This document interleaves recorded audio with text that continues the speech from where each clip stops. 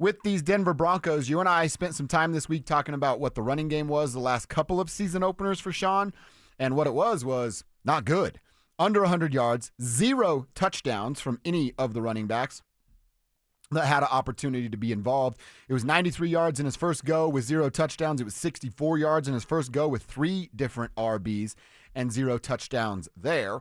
So we've talked about that this week. If you ever missed the show, go back, find our podcast. You can get caught up on demand anytime you want. I still see a few other questions here that we need to answer about this team. First up, on the defensive side. Will the defense have to do the heavy lifting all season long? Right. Or will there be more balance this year than there was last year? And it got to be more balanced as the season went on. But do we have to wait till, week 6, 7, 8 before we start to see the offense start to carry their own weight? Yeah, I think it's going to take some time for this Broncos offense, and that's why you're going to have to just be patient with it, be patient in the process. Even when we talked to Mike Kliss, the karate chop on Zach Stevens yesterday, Kliss was saying, like, hey, this thing, it's gonna be a build-up. It's going to be a process. They're going to be ramping up a little bit here on the Broncos offense. So if they come out, let's say they score 20 points, 24 points, just give me a number. Most any number I'll accept is like, okay, it's week 1. Now, what there's about a 13? point. It's week 1. there's stuff that'll make me change my opinion as far as like, okay, it's week 1, grit your teeth. But yeah, if it's 20 points, 21 points, 24 points, it's week 1, everybody. And Tennessee has some defensive playmakers. We talked to Teron Davenport from ESPN earlier. He said they might try some 3 safety looks to deal with Evan Engram. So there's some things you need to look forward to and go, okay, we're excited about this Broncos offense. They'll get things going, but implementing more wide zone means it's going to take time. And let's just say week 6, that's when I expect RJ Harvey to take over in this backfield. And until then, I'm just going to be kind of watching. And hopefully after those first, 5 games, this team is at least 3-2, if not 4-1, and then get the ball rolling, get feeling good, have your break from your bye, and then come back after week 12 and really hit your stride. Yeah, that's exactly what it should look like. And I just, like I said, 4 weeks, 5 weeks that we talked about with the offense last year, I still think it's probably 2-3 weeks minimum to get this thing. They didn't do anything in the preseason together. Right. Bo Nix didn't throw a ball to Evan Engram in the preseason. I think all that stuff matters and has to be figured out in real time, like we've said with that sort of on the job training conversation. Does it feel as split as maybe early it does, but not like the 2015 team, even though Payton was the quarterback. We knew the defense was carrying them to the promised land. I don't think it's going to be that big of a discrepancy. Right. But at the same time, defense, do your thing. Now, likely without Dre Greenlaw, I know Coach hasn't talked yet, so we don't yet have the reports. The thing about regular season reporting is if it happens and somebody's going to know, they can't say anything until Sean Payton talks. And then Sean Payton will say, Dre Greenlaw was limited, or Dre Greenlaw was whatever, or Dre Greenlaw's not going to play, whatever. It's the gamesmanship that you're going to get this time of year. So we're waiting to see what that looks like. But yes, the defense needs to definitely hold their own. Don't let us down like the Buffalo's defense let us down last week against Ja Tech. We're going to get into our keys to the game. One of mine is talking about Evan Engram, and we'll detail why later. But how long do you think it takes Evan to show his worth? And again, worth doesn't mean stats. Right. Worth can mean influence, which is a part of what I'm going to talk about later. But, I mean, as far as his impact on the game, again, as long as you're not going, it got to be the Joker and put these giant crazy numbers up, he's going to make an impact on the game on Sunday. Yeah, it's week 1. Let me just put it this way, and we're going to talk a little fantasy at 12:45. I'm starting Evan Engram in every league that I have him. Hell yeah. Like, you are, and okay, you got Trey McBride, yes. But let's say you give me a Travis Kelce versus Evan Engram question, right? And Kelce playing tonight in Brazil against the Chargers. Mm-hmm. It's Evan Engram. Really? It's Evan Engram. Yeah. Like, there is a very small handful of tight ends. Brock Bowers and Trey McBride. Yeah. Essentially. That this week I expect Evan Engram to show up and shine for the Denver Broncos. So while the offense as a whole, the ground game, takes some time to get together, Ingram can flip the field on a play. Question from JD in Northglenn. Should you try to trade Travis Kelce for a running back? You don't live in Northglenn anymore. Oh, crap. And by the way, for all you fantasy GMs out there, sell Javonte after this week, buy Jaden Blue, the backup. Okay. Mm-hmm. Where's he at? Dallas. He is in Dallas. He scored a touchdown last night. Oh, that's right. Mm-hmm. So why? Because Javonte's going to get hurt? It's Javonte. You just pull the plug at some point. Right. And then the last one here, I think this is, well, I don't know if it's the style points or a loss. If they lose to the Titans, people will panic for sure. But if they do not dominate Tennessee, is there panic coming out of Broncos country? We've spent the whole week trying to tell you guys not to do this. Right. I don't know that they're going to listen. If it's a 20-13 win, a 24-17 win, I think we're going to get a bunch of texts on Monday that go, these guys aren't as good as you were trying to sell to us. Right. We're going to get a bunch of that. Yes. So no matter how you feel about the Denver Broncos, you're going to be right. If they win and they dominate, everyone's going to say, look, I said Super Bowl. If they barely win, then people are going to, you guys said Super Bowl. Okay, let's all calm down, right? This is a process. It's an entire season. You don't win the Super Bowl in September, but you can lose it. So get this win. Even if it doesn't look as good as you want, even if it's a little bit rougher around the edges, it's week 1. The NFL product is mostly poor in the month of September. And that's for all teams. That's across the board. The NFL product is not as good as it is when it comes around Thanksgiving and into December and then into the playoffs. But right now, we're going to get some rough football. Expect the Broncos to play some rough football. You were out at Broncos Park, powered by Common Spirit yesterday. I know you got a chance to talk with VJ. I want to get to that. But yeah, the Dre Greenlaw stuff. Now, we'll know much more later, but we've been saying that every day this week since Wednesday. Oh, we'll figure it out tomorrow. Here we are. We got to figure this thing out. Is the best scenario, the best play for the Broncos and probably for Dre Greenlaw to just nip this in the bud, put him on the IR or the injury report as out for this game against the Titans? The reason you wouldn't is that you want to make the Titans prepare in case he is going to play. So he's just probable or doubtful, whatever they want to say. You could label him as doubtful and then say, oh, it's a game time decision. Mm-hmm. Like, we're going to check back on Sunday and warm-ups. So he goes out and does a little miniature warm-up. Exactly. Yeah. And it's like, oh, got to shut it down today, guys. Not feeling it. Oh, okay. And then Tennessee goes, well, I guess we're going to our other game plan that doesn't include Dre Greenlaw. Greenlaw is one of those guys, as an opponent, you definitely game plan for. How do we avoid that guy? Mm-hmm. So much like Pat Surtain is at the corner position, even though Cam Ward is going to test Pat Surtain, Greenlaw is that similar type of player. And when you have that level of all-pro talent, you betcha you're going to try to have a little gamesmanship and say, well, he could play, even though there's no way he's going to play. Is there any worry about Cam's legs without a dude like Dre Greenlaw? Alex Singleton can move a bit too, but, a little bit older there, coming off of a stick, yeah, injury with his legs. Mm-hmm. If you can get up a couple scores, you don't have to worry about that as much. But early on in the game, how much of a threat is Cam to actually run the football versus this Broncos defense? Yeah, and whereas Jeffrey Simmons says Bo Nix will take one read and then run, I think Cam Ward's going to do that. He's going to look at Ridley, and then he's going to take off to run. And you don't want to get crushed by a rushing quarterback. And if you look over this complete schedule, we know that you've got Jalen Hurts in week 5. There's your runner. We got a runner, right? You've got Justin Fields in week 6. There's another runner. Who the hell knows what the Giants are going to throw out there? So as you go through this schedule, Jaden Daniels can scoot. You're going to run into some quarterbacks that'll take off to run. You've got a real test in week 1, and that's a good test for the Broncos because, honestly, outside of Hurts, you could say Ward's the most dangerous running quarterback that they're going to face this year. Yeah. So you get that test early on. Plus, if you get to the postseason, who are you playing in the playoffs? Who's the best in the AFC right now? The Bills. And? The Ravens. Baltimore? Yeah. What do? They have guys that can run it. Exactly. Mm-hmm. So it's nice to kind of get this test against that kind of runner because Lamar's still going to run, and he's an advanced passer. Josh is going to run, and he's an advanced passer. All right, let's go over some of our keys to the game, Cease, and how this gets done for the Denver Broncos. I got to see them establish the running game. Just went over the numbers. No 100-yard rusher, no running back touchdown in Sean's season openers. He's not been great in some of his season openers. They've lost. The Broncos have 5 of their last 6 season openers. That goes to 2 with Sean Payton. Each of those losses have been by 1 score, so you're in the game but you haven't been able to find a way to win that. Now, can they do that without establishing a run? I'm not sure that they can. You have to get the run game involved, be it JK as the lead guy and RJ as a featured role, whatever they're going to play that. They have to establish a run game. You have to give me either a 100-yard rusher or a couple of touchdowns. Obviously, in the perfect world, give me a 100-yard rusher, and each of them have a touchdown, either by rush or by receiving.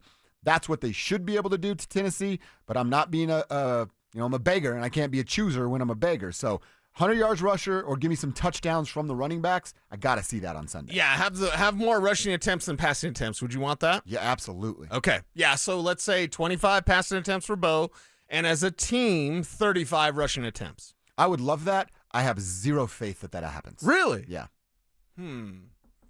Sounds like I might get another coffee from you. All right. Okay, we go coffee bet on that. Just not the number, but just more rushing attempts than passing attempts. Yeah. I mean, and you okay if Bo has some of those rushing attempts? Oh, yeah. Because it was a passing play, and then Bo takes off to run because Jeffrey Simmons was right. Well, what do we do about that? Was that equal? No. That's a damn rush play. Okay, all right. Yes. I'm not talking about designed run plays. Just a scramble. Look at the box score. How many runs as a team? Okay. How many passes as a team from Bo? You're putting a lot of faith in Sean. I have my ideas. You got something going on down there, don't you? I have my ideas. I have my ideas of what this team's going to do, and they're going to establish the run.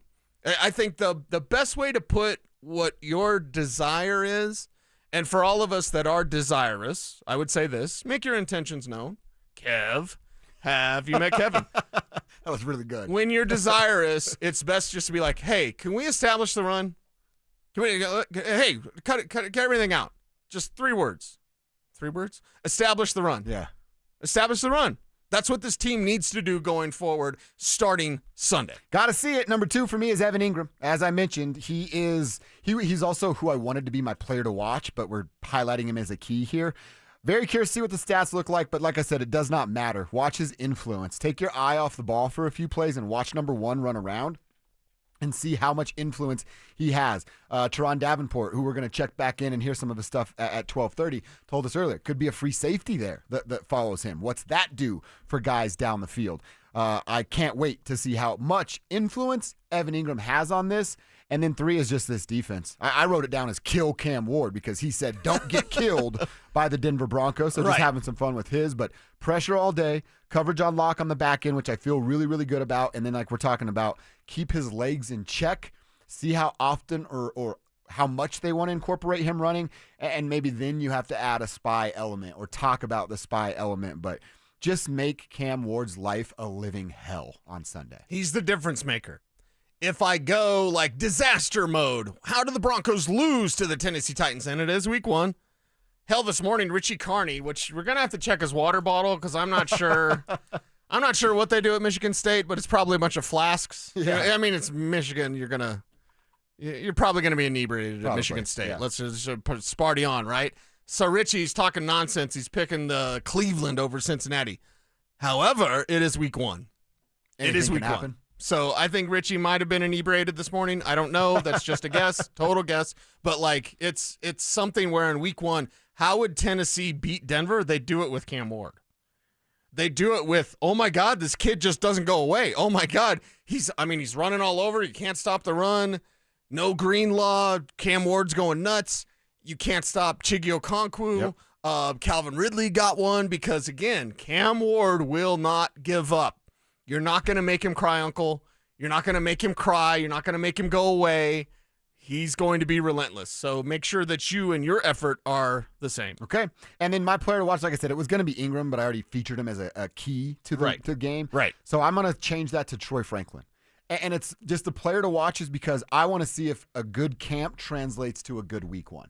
I just want to see what it looks like. Box score will matter for Troy Franklin. Eye test always matters for Troy Franklin. But can he turn a good camp into a good start to his second year in the NFL? So I'm watching Troy. Yeah, watch Troy and carry that momentum over from the Buffalo game. He was the only one that, I love Cortland Sutton, but he was dropping passes against the Bills.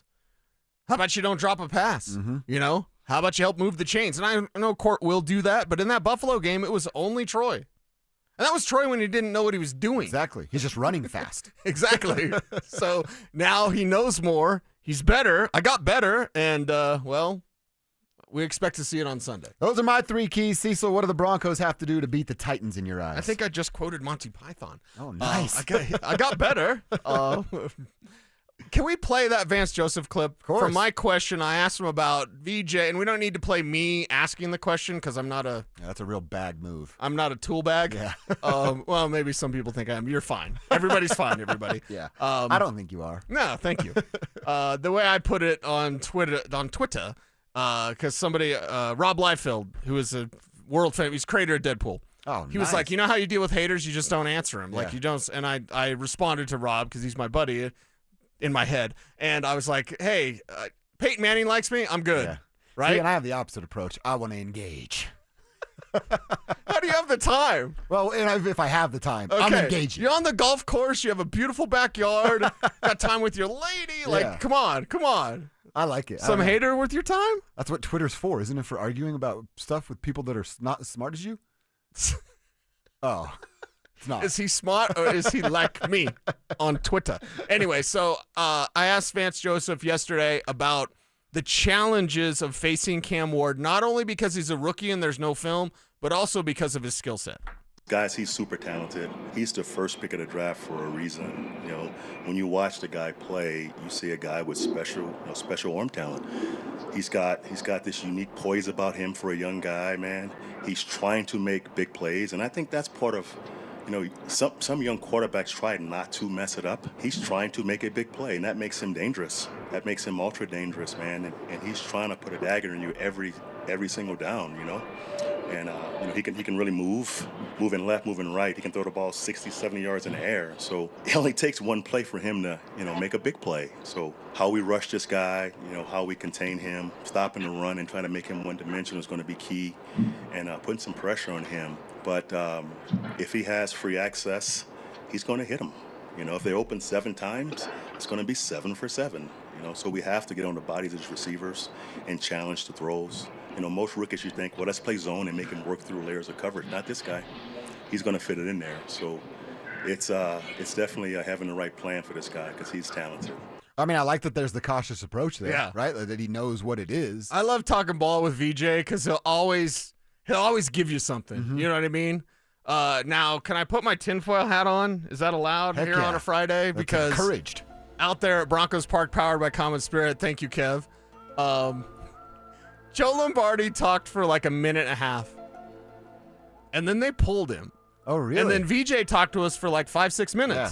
And had that great answer. That was a great answer. It told us so much about Cam Ward. So my mind, with the tinfoil hat in place, was like, why did they pull Joe Lombardi so fast?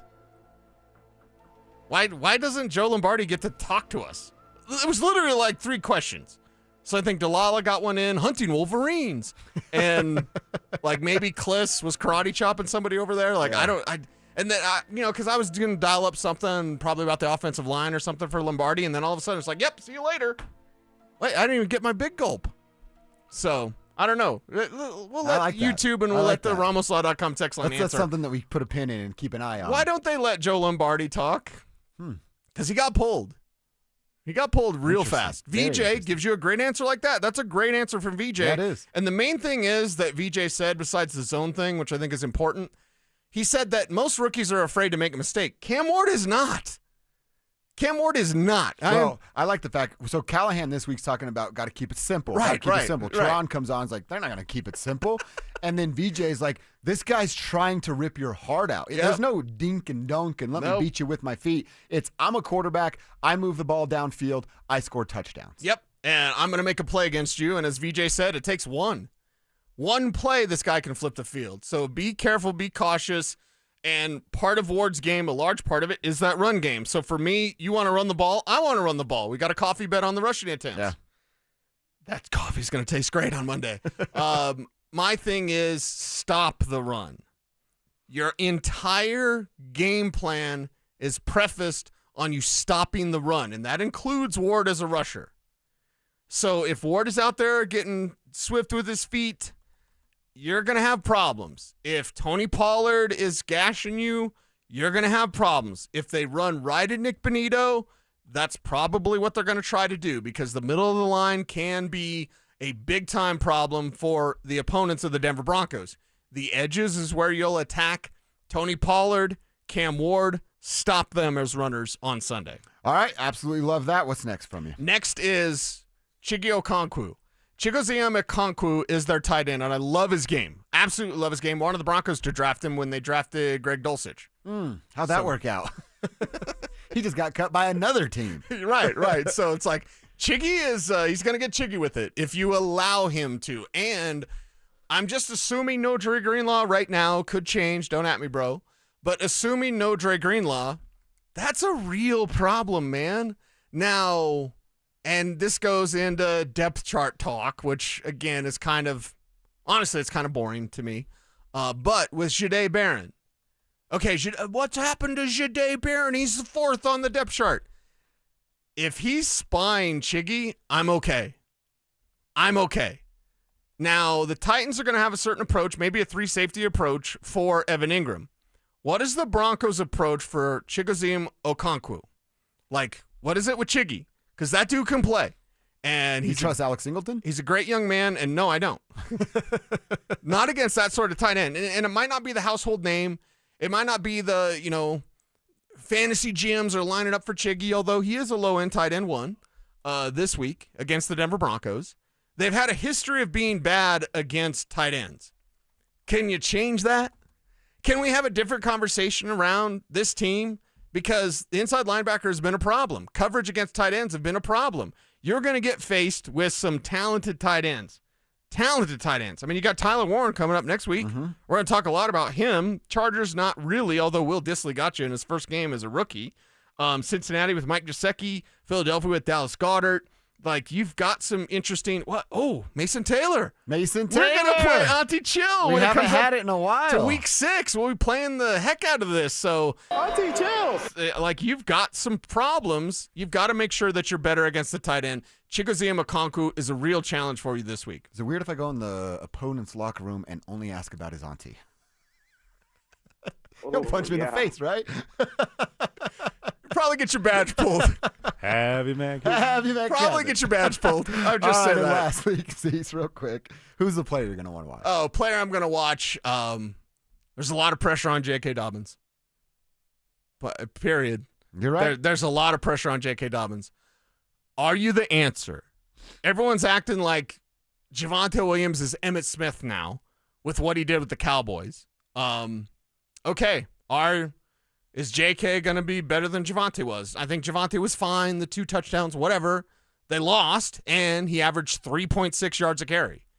So with JK, it better be more than 3.6 yards a carry. It doesn't have to be 2 rushing touchdowns for JK, but there's a lot of pressure on Dobbins on Sunday. All right, some keys to the game, players that we are watching, our official picks coming up.